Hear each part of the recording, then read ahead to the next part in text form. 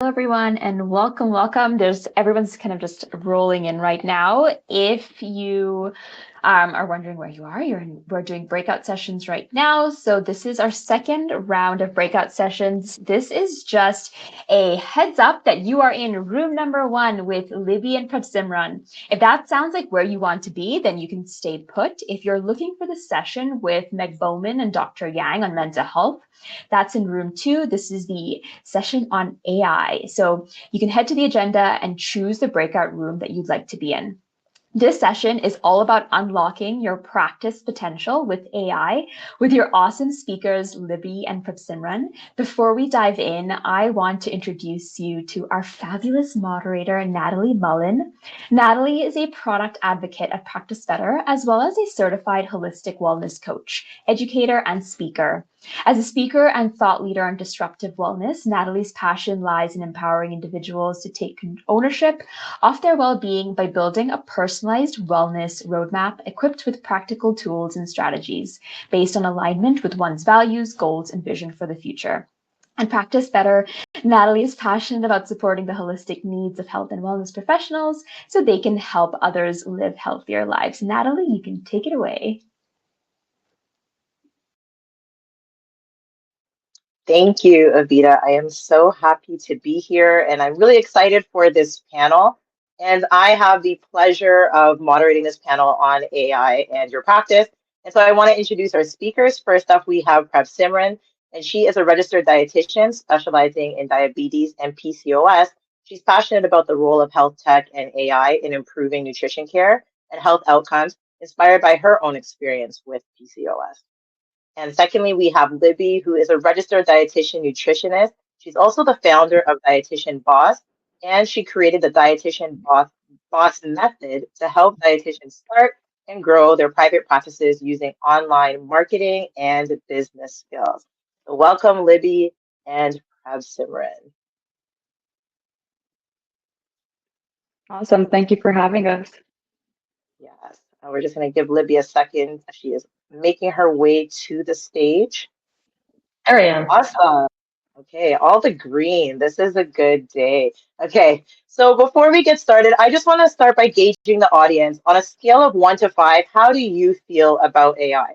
So in the chat, if you can just write for me, 1, you are really not about AI, you don't like it that much. 5, you use it every day, you don't know how to function without it. Can you just put a number for me so we get an idea? Oh, -5.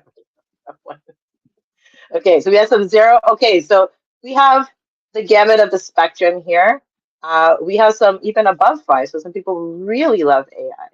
And that's fine. Everyone is welcome here, and I hope that this session will be valuable for everybody, and that everybody will have their own takeaway.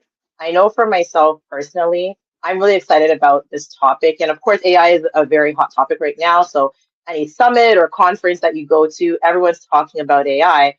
And for me, I really care deeply about the burnout for helping professionals. And so I'm excited to see how can AI potentially reduce workload for practitioners and prevent burnout. And so I see it as something that can support practitioner well-being.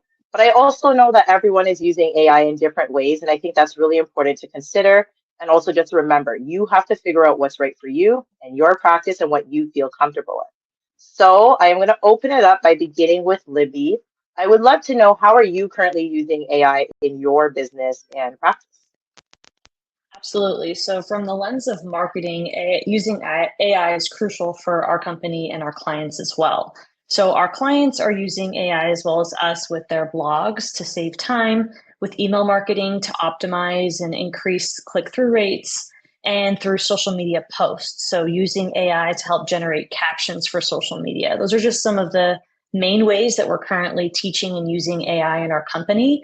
I would say for us, the real selling point is saving time, right? As practitioners, we are so busy with trying to see patients, provide good care.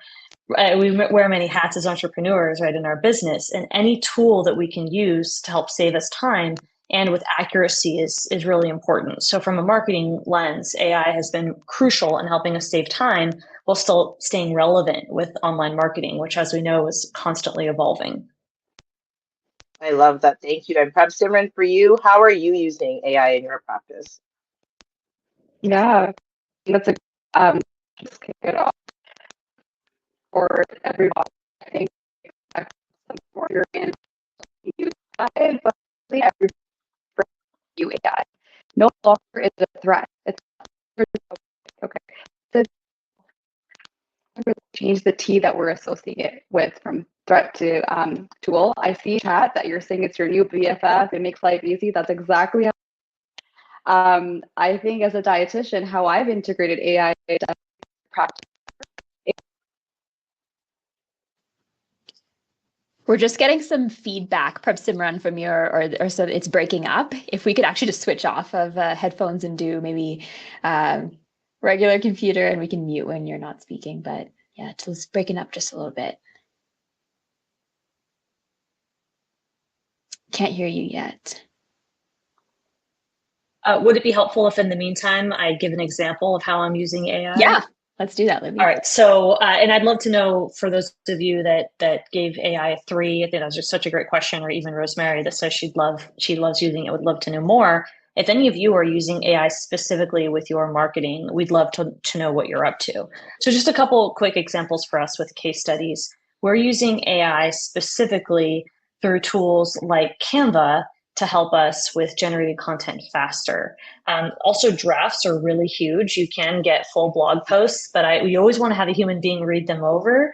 But we've been able to save a ton of time with having drafts and using SEO with AI. So for example, once we're able to generate some keywords using AI to ask what are the best, give us 10 blog posts with X, Y, and Z keywords that we can have as a title. And then we can also generate a draft, and then we can come in and fill in the blanks for those titles. So what that's going to do is help build our web presence and make sure we're relevant in terms of using keywords that we personally rank for as practitioners. Another example would be if any of you are doing podcasting, there's AI integrated in a lot of software tools that can help us take out a lot of the ums, and that can also, there's dubbing with the way that we sound, and there's also some software tools that can help us, if we're not looking at the camera, show our eyes are actually looking at the camera even when they're not.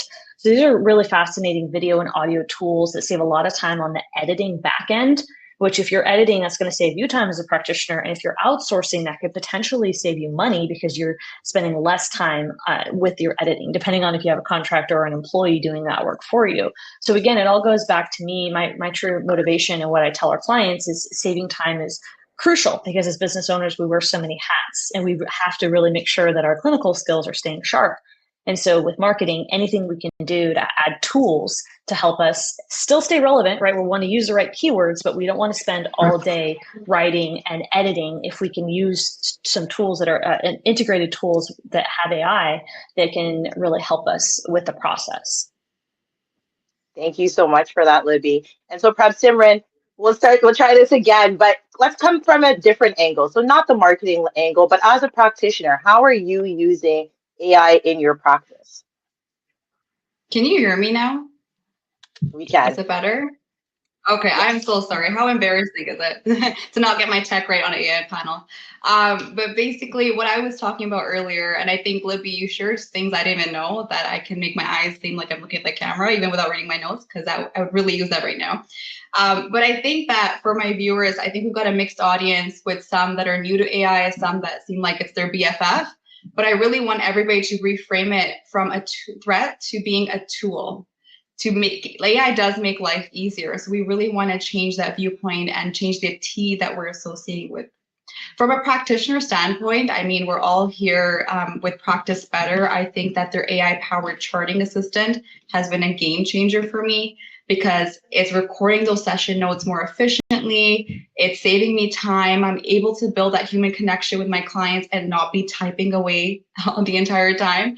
And it's really ensuring the accuracy in client data if I miss anything, because it's being recorded.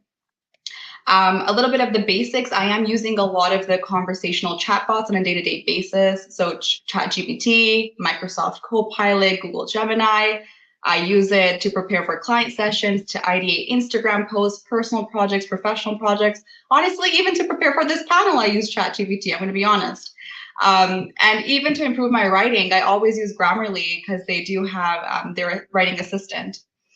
And lastly, I always encourage my patients to try different nutrition apps or wearable tech using AI, again, just to drive that self-management and self-education piece home. Thank you. And yes, I use ChatGPT for this panel as well. So there's so many different ways that we can use AI. And I think sometimes we might be afraid, is it going to take over? Is it going to replace practitioner voice and practitioner decision? But at the end of the day, we're thinking about how can we use AI in responsible ways. You get to choose how you want to engage with AI and how it's going to work for you. I'm curious to know, how have you found AI to be particularly disruptive? Is there any maybe specific example that you've experienced where this one tool that you used or this one application was a game changer for you? And I'll start with you, Libby. Well, first and foremost, content creation. So we grow our business from content. Our podcast, which has over 500,000 downloads, YouTube is newer for us, and Instagram. That's how we grew our business, and that's how we teach our clients too, through content marketing, so that you can grow your online presence. So we all might know that content marketing and social media marketing can feel laborious in terms of time and mental energy. So anything we can do that I mentioned earlier, any kind of tools like software tools that we can use with AI that can increase the process, or they can optimize the process. Like we can look at our keywords we're ranking for and then find out what titles we can use, whether it's topics for social media posts or blogs. We're doing long form content, or even if you have, you want to have an outline for your podcast topic for your episode.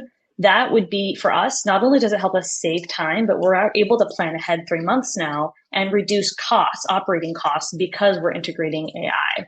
And so we've been able to help our clients increase their presence online as well, because now they're able to use other platforms, other marketing mediums outside of just their first medium, let's say email marketing. They're able to expand and use podcasting and Instagram now because of a lot of these tools that have made the whole process more time efficient. Additionally, I would say this is a little more advanced, but in analyzing metrics. So as we all know, AI helps with analyzing large amounts of data. So if you're able to take data that you have, let's say you've got metrics in your company and you're analyzing let's talk about marketing, since that's really what I represent. Click-through rates for email marketing, open rates. We're looking at conversions, and you want to look at patterns over time, whether you have some kind of a launch sequence or we're just talking about your consistent evergreen marketing campaigns. You can put that data into the AI and find out some trends and patterns. What's working well? What can you adjust? So then your behaviors going forward are going to be more targeted, and you can look for a better outcome because you're looking at your data and finding out what your customers and your target audience wants. On a more basic level, we can also take our ideal client, which we might all be familiar with. Go ahead. Yeah, no, Libby, I wanted to pause you there because what I take away from that is the content generation. So that for you has been the number one game changer. We'll come back to your other thoughts, but Simon, I'd love for you to jump in. What's the one game changer for you with AI? I think Libby, even though she's coming from a more business owner side perspective, but she mentioned something a lot about personalization. And I think that's what AI really takes home. How do we tailor it to our client? And since I work in the world of diabetes, which is the most quantitative human condition, and I'm obsessed with technology and AI. So that's why I love working in diabetes. One of the collaborations I found super helpful was of RX Foods and Dexcom, continuous glucose monitor. So RX Foods is a clinically tested, evidence-based dietary assessment platform that partners with Dexcom's continuous glucose monitor. A continuous glucose monitor is basically that tracks your blood sugars 24/7. It lets users take pictures of their food, and the AI comes in to estimate portion sizes, macronutrients, and nutritional data. It also allows integration with like Apple Health, and allowing these integrations really gives us a good overview of the food glucose profile, showing how food, exercise, insulin is impacting those blood sugars. And this is, again, where we're driving that self-management and education piece. We don't want clients to always be reliant on the practitioner. We want them to be going out and taking those decisions based off of what they have learned from us. And so this integration, this collaboration allows the clients to be giving real-time feedback. So RX Foods does provide them with just like a baseline evidence-based data summary, and then they do get ongoing health insights that are tailored, again, depending on the data that's being inputted with the integrations or what they're entering. I love that. And I really like this idea of talking about personalization. And so, how you can get very close to your client. And it was even mentioned in the session above how you can use tools like Jasper or ChatGPT to talk about your ideal client, to understand what their pain points are, to understand what their goals are. And then you can use that language in your marketing to help make a connection for your clients. So, thank you both for those suggestions. And I know that I saw in the chat some people were asking about AI charting. So I'll say for Practice Better, this has been a game changer for us. We released this in the spring, and I get to demo it to people. And when they see the AI charting assistant that just records and transcribes their conversation and puts out the note for them, like they're like, how did this happen? And sometimes the notes might even be more detailed than their original notes. So it's amazing to see how AI can really help us and empower us as practitioners. Now, what is the first step practitioners can take to get started with AI? So I will ask Libby, what's a one first step that practitioners can do? Absolutely. Well, I think a good first step would be to ask yourself, have you used an AI tool? And if not, make sure that you register it, it's free, and sign up to use. I think one of the easy ones to get started would be ChatGPT. But of course, if you're already using Practice Better and they've got the integrated, charting, that's fantastic. Just getting familiar with how to be comfortable with AI. And so I think if you're to use chatbot and start integrating that with your regular routine, you will start to feel less intimidated. So for example, you might want to hop on ChatGPT and ask a question related to marketing or patient care that's not confidential or private, which I'm sure we'll get into in a moment, and just start getting comfortable. A great prompt, I would say get comfortable with prompts. A great first prompt would be to take a grocery list that you use at home and ask, how can you optimize this? Or can you categorize my grocery list based on produce or based on themes, like, categorize like proteins, similar pantry items, so that I can have a more efficient way of going to the grocery store and picking up my items. That is, if you're not ordering groceries online. So again, I'm just trying to think of daily ways that you can get more comfortable using the tool before you start using it with your patients or with your marketing campaigns. I love that. That's actually really great advice. And I think sometimes we forget that AI can be used to help us in our regular day-to-day lives as well. So I think that's such a practical example. Just start out with the grocery listing and go from there. And baby steps. So I love that. Perhaps Simran, what about you? What's a good first step for practitioners to get started with AI? Yeah, Natalie, I think you mentioned a lot about the AI charting, and I think there's a lot of interest. So I'm guessing most of the viewers here are part of Practice Better in some capacity or interested. I would definitely say the first step is start using AI with exploring the Practice Better AI charting assistant. The tool does assist with note taking during client consultations, and it definitely helps to create more organized, time efficient workflows. I mean, it's made my life so much easier. I don't have to chart that much anymore because it does it for me. It's got it at the end. And what's really cool is when you're doing your follow-up, your points, your summary points come up right there. So I'm spending so much less time preparing for my client calls. It's again a very approachable first step and reduces the manual workload of documenting. But I think another AI aspect that we may not know of is actually a part of that Clean Life, which is the meal planning service under Practice Better. And they have something called a Health Insights feature. So when we're making those client meal plans, just trying to turn that Health Insights feature on. And what is that exactly? The insights are basically helping your clients understand the why behind why we're making those nutrition recommendations. They include concepts like importance of protein, vitamins and minerals, why certain ingredients to support their heart health or manage diabetes, etc.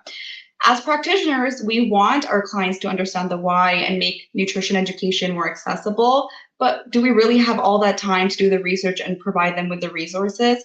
So I think that's where Health Insights really kick in, because they're giving our clients easy to read health insights without us having to spend hours of research on it, and they're understanding the why behind our care plans and meal plans. I love that. And a theme I'm picking up on is personalization and education. So for practitioners who really want to walk on this care journey with their clients, but they want to empower them. They don't want to keep all the knowledge to themselves, right? They want their clients to live healthier, better lives. So how do you do that? You have to share that education. So using insights, using protocols, using programs, these things can deliver information to your clients in small doses so that they know what they're doing along the way. They're more compliant, but then most importantly, they see that transformation. They're actually able to achieve their goals and live their healthier lives, which is what we all want. So thank you so much for sharing that. Now, a lot of people, or I won't say a lot of people, but some people are weary of using AI for different reasons. So what has been important for you in terms of building trust and confidence with AI powered tools? How did you make that first step personally? Libby, I'll go to you. Yeah, well, I would say from the standpoint of a practitioner working with a client or a patient, of course, there would be privacy and ethical standards, which I think Prab will talk more about in a moment. So I'll talk more about transparency. So I think that it's important to be honest about using AI. And I think that there is some mindset issues that you're cheating. And if that's how you feel, let us know in the comments. But I don't see it that way. I see AI as being part of our future, and it's a tool and an aid, but it is not the final pair of eyes.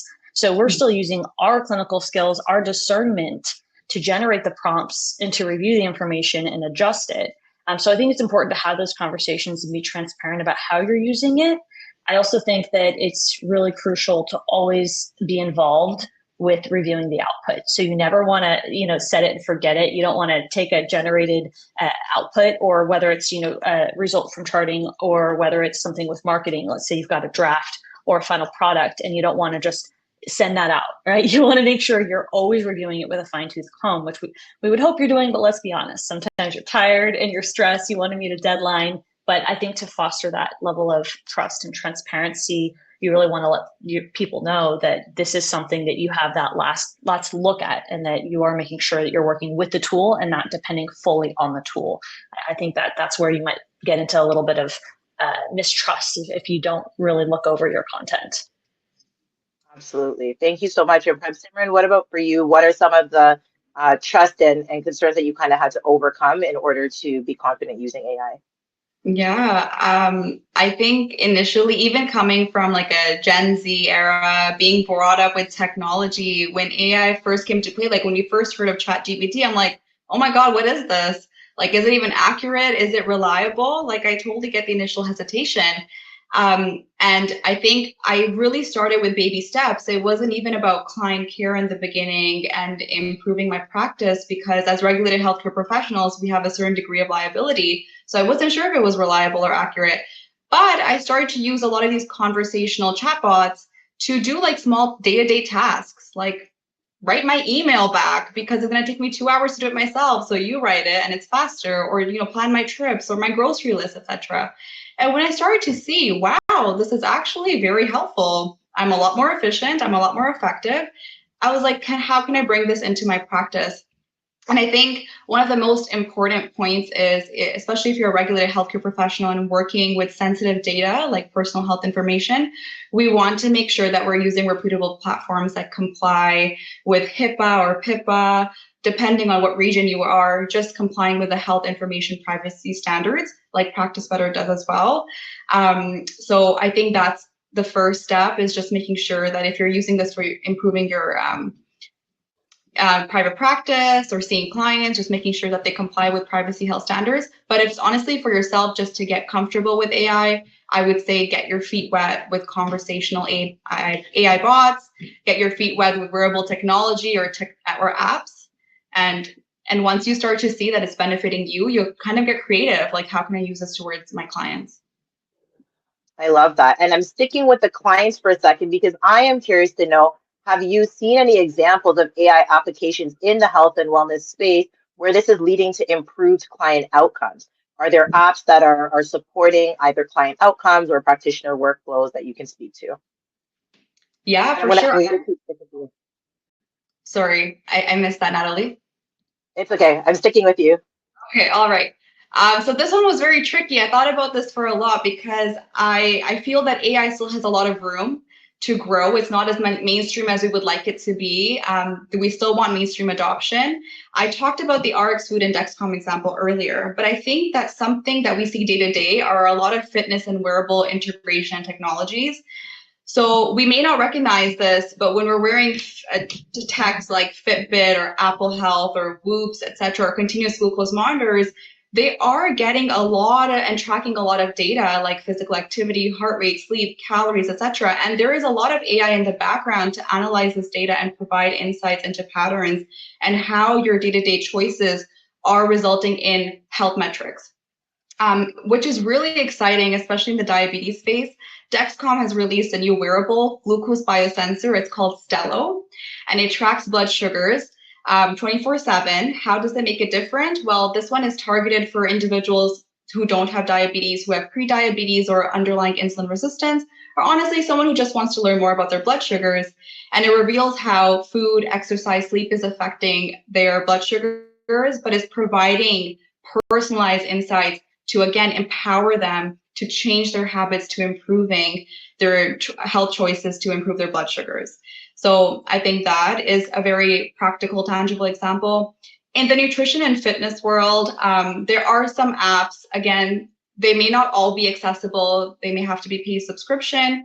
And I would say that everybody do try to use them first before you recommend it to clients.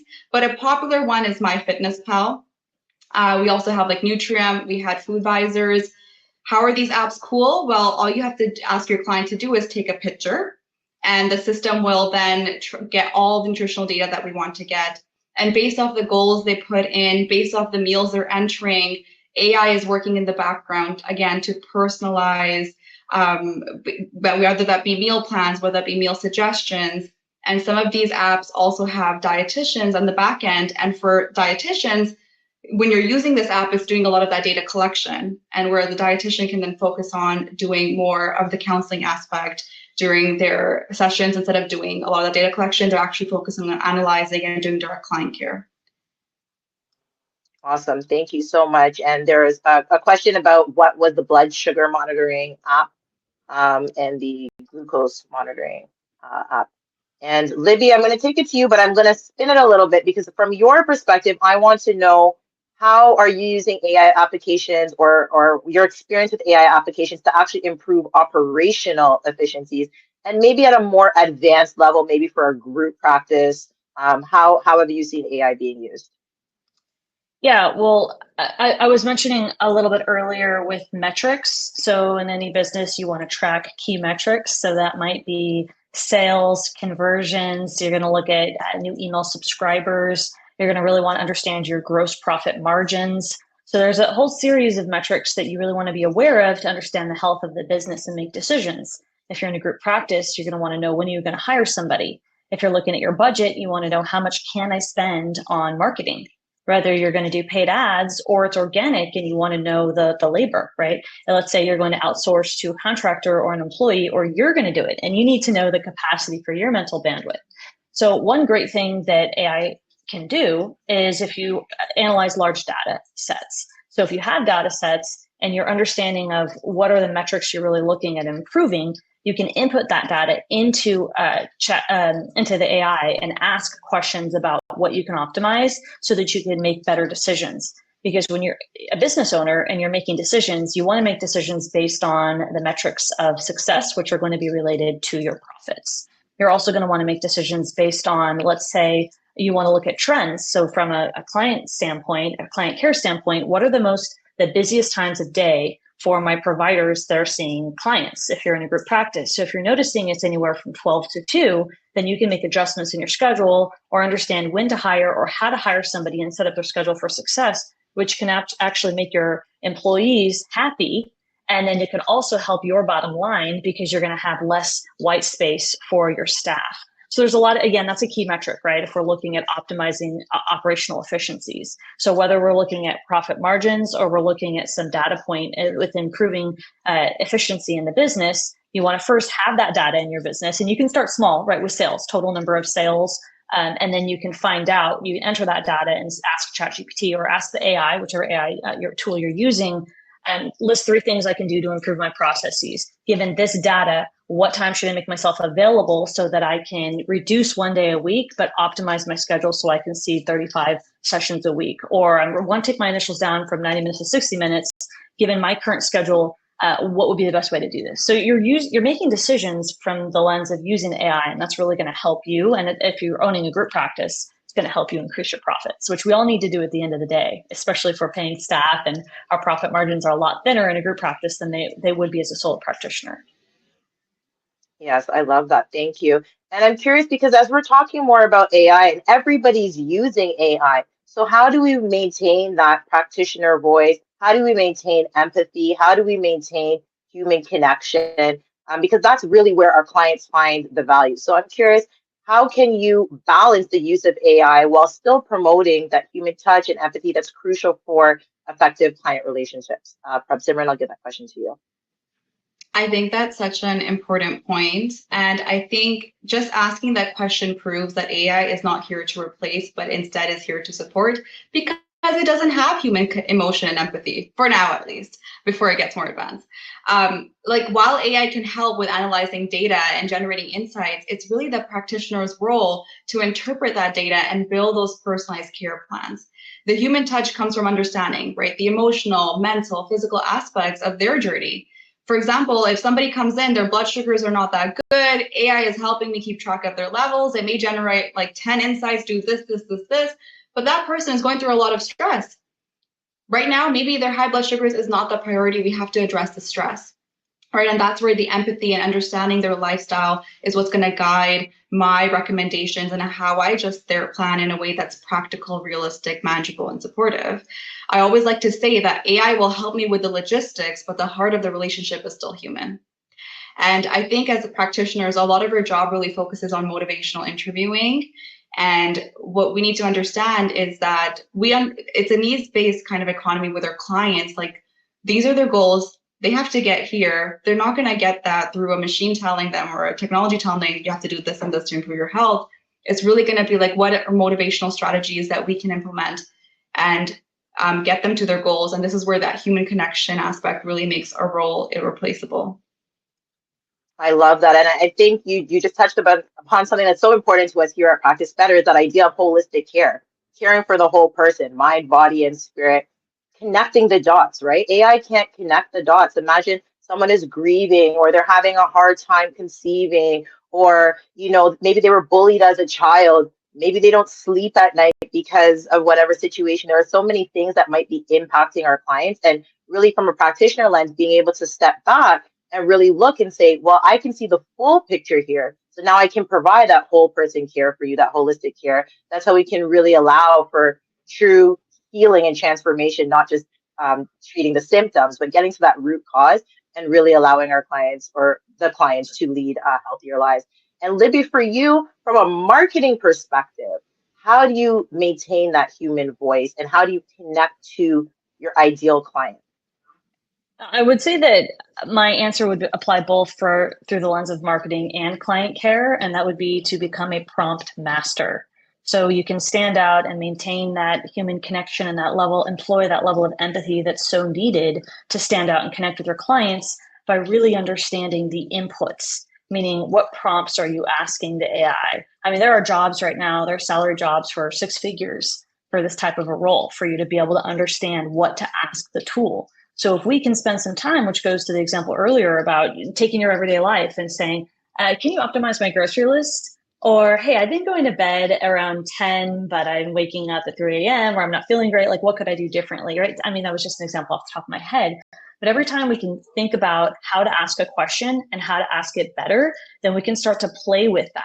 And right now, you can also save these prompts. So to get a unique voice and tone and employ empathy, you're going to want to play with play with the prompts and save them. For example, you might want to say, my tone sounds like X, Y, and Z inviting. My ideal client relates to or sounds a lot, has X, Y, and Z characteristics. For example, I work with a diabetic community.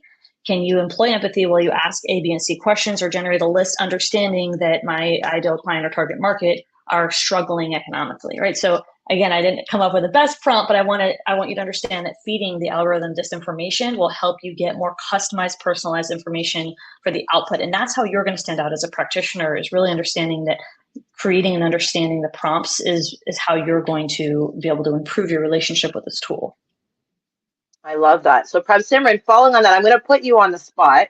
Don't be nervous, but if we could do this together to really help the audience. If let's just say they are like, I don't get how to do these prompts. I don't know how to make them very specific. Can you walk us through what would you actually put into ChatGPT to really get to your ideal client? What are some of the specific prompts or examples in a fictional world that you might use? What a great question, because I do this every single day. How do I make my prompts better so I have to do less work of editing, which ChatGPT gives its output? I would say from a practitioner standpoint, I would put some key details. I'll be honest, I use ChatGPT to prepare for my client sessions. So my client fills out the intake form. I will put that information in and I will say, I'm a dietitian specializing in blah, blah, blah, blah, blah. This is my niche. My client has these chronic conditions. Their health goals are to achieve this and this. And I'll give them a little bit of background. Now, remember, if you put everything in, ChatGPT will come up with like 10, 20 insights. It'll keep going. You have to be specific. So I will say, what are 3 actionable goals that we can focus on during the client session to help my client achieve X, Y, and Z? Okay, so it will come up with a little list. And sometimes the client cases are very, very complex. Like I would have a patient with my niche, but they also have like IBS or Crohn's or something else. And I don't want to miss key details. So that's why, to save my time on researching and finding all those resources, I'm going to use a conversational AI chatbot because it'll help me to gather the main points I need to do the effective research for this client. So I would say, just to summarize, when you're putting it in, you want to be as specific as possible. If you're just feeding it general information, it's going to give you a lot of stuff you don't need. So I would say, who is your target audience? How do you want to communicate with them, which Libby was mentioning, just giving a bit of their demographics, their socioeconomic status, so the plan is more practical, and then maybe some actionable steps so that we're not getting a whole list of insights. Awesome. I think that was so helpful. So thank you so much for explaining that. And there's a question about, and I'll give it to you, Libby. For AI, do you just use one tool? Like, do you just stick to ChatGPT and put all the information in? Or when you're generating content, are you using multiple AI tools? And if you're using multiple AI tools, are you putting the same data and inputs into all the different tools? Because it seems like it could be a bit overwhelming. So what is a process that you would suggest for people? I would say the answer is a bit complicated. So a lot of tools have AI integrated like Practice Better. So it depends on the function of what you're looking for. So for example, Canva has AI integrated. So you don't necessarily need to use AI when you're inside of Canva. So it depends on what's called your tech stack. How is your business set up and what is the intent of what you're asking?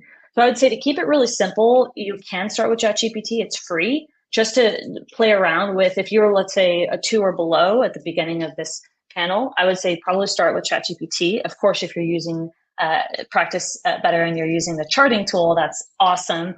But it really just depends. So like I mentioned earlier, if we're using the editing tool Descript, and that's improving our time, decreasing the amount of time to edit and taking out the ums and some of the sound issues without having to manually do it, that's AI integrated into the editing tool, but we're using a separate tool, ChatGPT, for example, to create a draft and take those SEO terms to optimize them for the titles that we're using. So it kind of depends on what you're doing and how you have your workflow set up. So I could go the more complicated answer with that, but to the simplest form, I would say start with one tool and start paying attention, because a lot of the tools that we do use are starting to integrate AI in some capacity. So maybe a good question would be, look at what you're using now and find out if there is any AI integration at the moment. That might be a good way to look at that question. I love that. Thank you so much. And, I'm curious here, what upcoming innovations in AI or digital health tools are you most excited about? And this could be something that already exists, or it could be something on your wish list. What gets you excited, Simran? If you know anything about me, I'm all about data collection with wearable tech. I just think the potential that we have to wear a device, it tracks everything. You come into my office, all the data is already there. It's been analyzed. I've got an AI generated insights, and all I'm doing is what I really want to do, and that's direct client care. I don't want to be spending my follow-up sessions, getting all that data from my client. So that's what I'm most excited about. And I think what I really want it to be is streamlined, that it's just one app. It's not like 10 different apps I have to open up to get all this data. And I think just the potential of real-time health monitoring, real-time feedback, from blood sugars to heart rate variability to how many times you poop in a day to sleeping, that data is really going to revolutionize how we tailor nutrition, lifestyle recommendations. I think I'm also hopeful that we'll see more AI tools that can really assess emotional and psychological states, helping practitioners address the mental health aspect of wellness. So again, that whole theme of holistic care. And I think that my last wishful ask, if there's any AI gurus in the group, if that we can truly learn the intricacies of long-term health patterns to provide more predictive insights. I think right now we have more surface level trends, short-term predictions, but I'd love to get more long-term health data. Thank you. I love your list. And there was a question about what's the name of the AI that looks at data for blood sugar and personalization that you had mentioned earlier. Yes. So currently, I'm not sure where you're from, but in Canada, we have RX Foods and Dexcom integration, which is really cool. In the States, they have Stelo now. So Stelo gives those personalized health insights. Dexcom Stelo still has to come to Canada. There are also other apps. Again, I don't know how compliant like they are in terms of privacy and health safety standards. So that has to be looked into more, but I can put on a list if you like. If you're looking for Sure, that would be, yeah, that would be great too. And also in the community, there's lots of resources, and our speakers will be coming into the community to share more. But for Libby, let's hear your wish list. What gets you excited when we think about the future of AI and digital health tools? It's the same as Prov in a lot of ways with predictive analysis, but through the lens of business data. So taking all the data that we have now, I'm most excited that AI has allowed us to plan ahead because of the efficiency of the tool. Right, one of our goals this past year, one of our quarterly goals in the business was to plan our content out for our various platforms 3 months ahead. It is planned out a little less frequently for Instagram, but for podcasting and YouTube, we plan out ahead.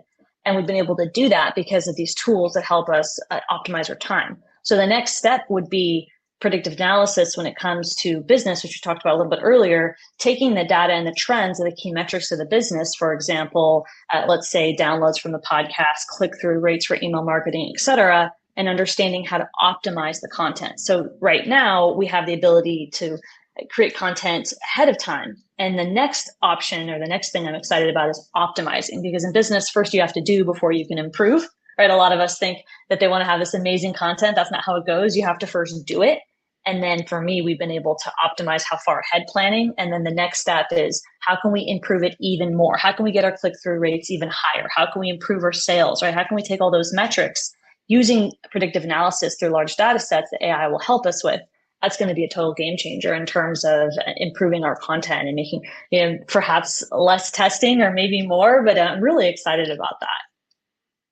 Awesome. This sounds like an exciting list. And I know there were questions about AI charting and if it can be used for insurance. And so perhaps Simran, have you used our AI charting? Are you insurance-based practitioner or no?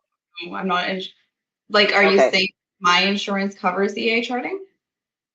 No, sorry. I think it was asking if it provides the necessary info for insurance charting. So I think that will depend on like what each discipline requires and what each discipline needs. I know I've had practitioners who are able to use the AI charting in court and stuff like that. So that's been very cool to see. And actually, I had one practitioner who said the notes are so good that she's worried because they're almost too good. But it's really helped her improve and standardize her notes across her entire caseload. So it's really exciting to see how AI is changing, but still, I think the takeaway from here is that how can we use AI in responsible ways to educate our clients, to support our clients, but also to reduce the workload. I think there was a big call out about saving time. So practitioners want to save time, they want to be more efficient, and then they want to optimize, as Libby said. So how can they improve their practice and how can they grow in a sustainable way in whatever is the way that's best for them, using AI as a tool.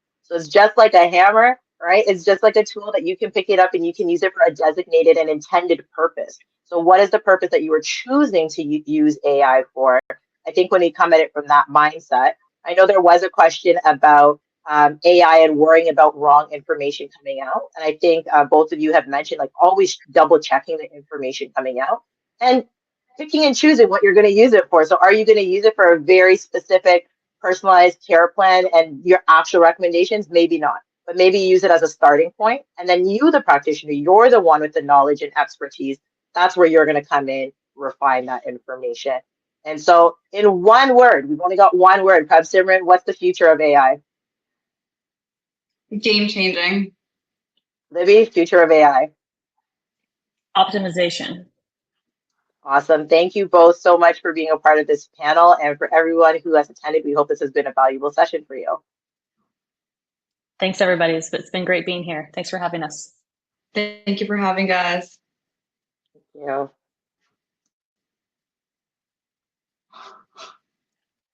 Okay, so I believe that you, everyone who's attending is going to be placed into the next group.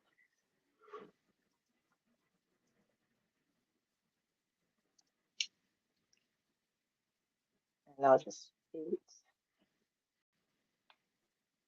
Okay, and I think for Libby and for Prep Simran, you can go to leave stage.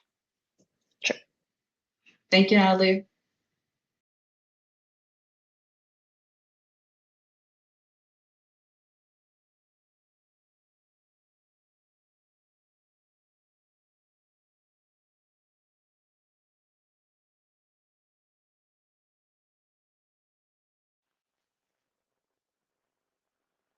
Hi, everyone. If anybody's in this session, you can just click on agenda to go to our next speaker, which is going to be Dr. Mark Hyman. So you'll need to leave this session to go to the next one. Thank you.